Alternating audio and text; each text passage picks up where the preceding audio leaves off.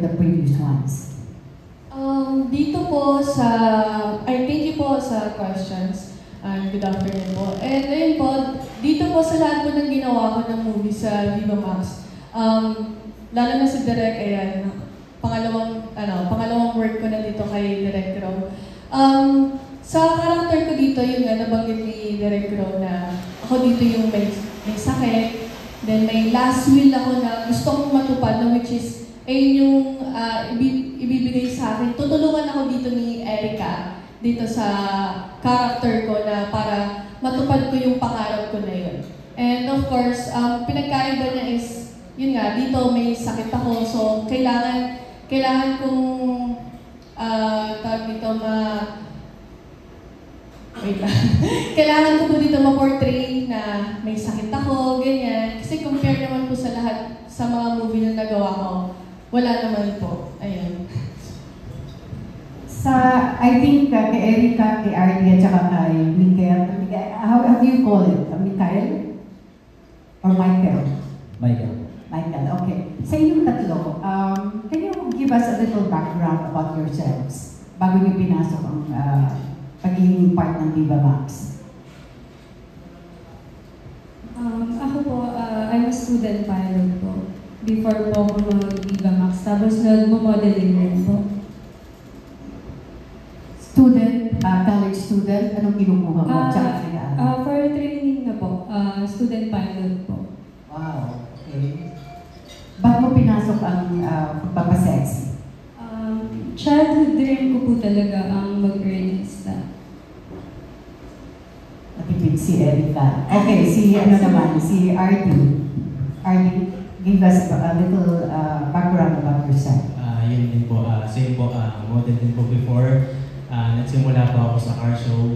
Work ko po dito is nagbibigay ako ng mga models. And then one time, may nakadiscover sa akin na photographer na what if i-photoshoot na ako.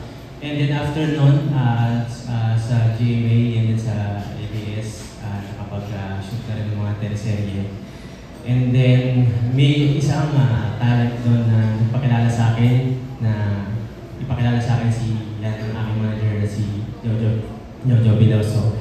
At yun po, pinalad naman po na makapasok dito. At yun nga po, dream ko rin po talaga na mag-artista. Thank you, si Michael. Isa po akong DJ at model. Hanggang ngayon, DJ at model pa rin naman po. Sorry. Can you take off your glasses para makita ka naman namin? Okay, thank you. Sige, go ahead. Alright. Isa po akong DJ, isa rin po akong model. Makikita niyo po ako, nagpa-perform po ako around Quezon and Laguna. Doon niyo po ako makikita tumutugtog. And bago po ako makapasok sa Viva Max, na-discover po ako ng talent manager ko na si Tito Jojo Veloso, Tito Pinky po. And then, ini-line up niyo po ako sa mga pelikula. And ayun po ma'am. Nakalimutan yung sabihin yung respective roles niyo in the movie. Oh, sorry. Ako po dito ay si Arthur. Ako po ay seaman na boyfriend ni Manny. Bago po siya in love kay Manny. Medyo nasaktan po ako dun sa role ko na yun. Balikan ko lang for my last question. Balikan ko na lang siguro si Artie at saka si Erica. Anong role niyo in the movie? Ako po dito si Manny. So ako po yung best friend ni Ro, which is si Therese. Ako po yung tutulong sa kanya para matupad po yung mga sexual fantasies niya. Ako po dito si Aris at dalawa po yung mga kapartner ko dito, which is si Erica and then si ang role ko dito is napakadali lang naman, isang fuckboy lang. So, dito lang naman sa movie, in real life, lover boy tayo. Thank you and good luck in your movie. Thank you. Thank you. That was Ms. Esther Moya of People's Journal, TikTok, and Insight Showbiz. Up next, we have Ms. Leia Salteria of Philstar, People's Journal. ABS-CBN Entertainment. Good afternoon, Direk. Direk, did you like the script of this film also? Not for this one po. Hindi. So, how did you present this film considering hindi ikaw yung sumulat? May mga iniba ka ba sa original script? Yes po. Kasi po sumusulat din po tayo. So when I get the script, nag-adjust po kami para mas solid yung kwento natin, para mas makwento na mabuti at mas maramdaman yung relationship ng mga bida natin. Kasi po, it's a 45-minute long na pelikula. Hindi po siya full length na pwede tayong magkwento ng marami. So, nag-adjust po kami para mas buo yung kwento natin. Yung kwento ng relationship ng dalawang bida natin, ni Rob at saka ni Erika. Are you good with your four cast members when they were presented to you? Absolutely. Pinili po natin yung tayo po pumili sa mga nandito po. Alright. So after you got the script, you chose the characters. Opo, sila po yung napili natin. Kasi I believe in Rob. I mean, Rob is one of the, I feel na isa sa mga prime actress ng Viva Max. Nandun siya sa level nila, Angelica. And Erika Balagtas naman po is the, I think na isa sa mga dapat abangan ng pelikula, sa pelikula ng Viva Max. Kasi she has fresh face, tapos she can act din. So, and RD, of course, I worked with RD po sa mga pelikula ko before, sa Tuwid na Langit and Katas. And Michael din, nakatrabaho ko na minsan. So, kaya po sila yung napili natin. Right, thanks. Can I ask the stars? Hello. Si Tita Asa, tinanong yung respective roles nyo. But how did you feel when you were given those roles? Siyempre po nakakatuwa kasi siyempre, ayun, sinabi nga po ni Director na pinili niya po talaga kami dito para sa role na to. And of course, bago din naman namin pumunta kami sa shoot na yun, talagang inaral din namin yung script na yun. Kailangan niyo ba mag-workshop, Direk? Hindi naman po kami nag-workshop. Thank you. Thank you po. Same lang din po kay Rob. Siyempre po, sobrang thankful po ako kay Direk na pinili niya po ako para sa role na to.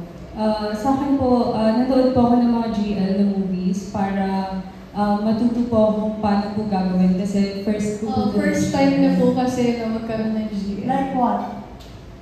Kissing, lahat po. So talagang nagtulungan din kami dun sa eksena. Kasi yun nga, lalo na first time niya po. So parang medyo, hindi naman po sa nahirapan. Ano lang, kung paano namin magiging komportable sa isa't isa. Ikaw ba nagawa mo yun, no? Sa movie po. Yes, oo. So ano yung dati na GL na? Yung X din po. Nagkaroon sa X din po. Nagkaroon din po ako ng mga GL. Tsaka sa mga ibang films din naman po. So it's not new anymore. Kaya hinelp ko din po din si Erika. Thanks, Erika. Yes. Yung same natin po, sobrang blessed. Siyempre, sa dami ng pagpipilian na artist, isa kami sa napili ni Direk Lo. Sobrang nagpapasalamat. Lalo na, siyempre, hindi, kumbaga, siya yung tawid sa dami namin pwedeng pagpilian. Ito na yung pangalong movie na ginawa ko kay Direk Lo at first movie din. So, sobrang nagpapasalamat ako kay Direk Lo. So, kaya mas gagalingan ko po. Yes, Michael? Yes po. I felt happy po kasi para sa akin isa po itong oportunidad para maipakita ang talent ko sa acting. And syempre napakasaya po kasi isa po ako sa mga napili na casts. And natuwa po ako dahil maganda po yung nabigay sa akin na character. So ayun po ma'am. Thank you po. Sorry, last question na lang. Sa cast din, hindi ba kayo nag-iisip na one day mag-mainstream din kayo after doing Viva Max? Yes. Yes, oo naman po. Nagdi-dream din naman po kami na mapabilang din sa mainstream. Yun nga po, bali ito po, Viva Max is stepping stone lang din naman po namin to. Pero syempre, yung puso ko nandito pa rin sa Viva Max. Kung mabigyan ako ng pagkakataon na mapasok yung mainstream, mas okay po para sa amin. And ayun po. Actually, Rob is doing a mainstream. Rob and Angelica. Yes, meron silang pelikula na dapat abangan na directed by magaling ang director natin si Direk Roman Perez. Sanihan po lalabas yun. Abangan niyo. Same with Rob po, na kung may opportunity po, syempre gusto rin po na mag-mainstream. Sinandan siguro ako. Sino ba namang may ayaw, di ba? Siyempre, so itong Viva Max, parang yun nga, sinabi nga ni Rob na stepping stone. So soon, makakatawid tayo dyan. So, Same din po sa mga sagot nila. Isang malaking achievement po yun para sa akin yung mapabilang po ako sa mainstream magpapanood sa mga sinehan. I mean, sino ba namang ayaw? Gusto ko po yun. Thank you po.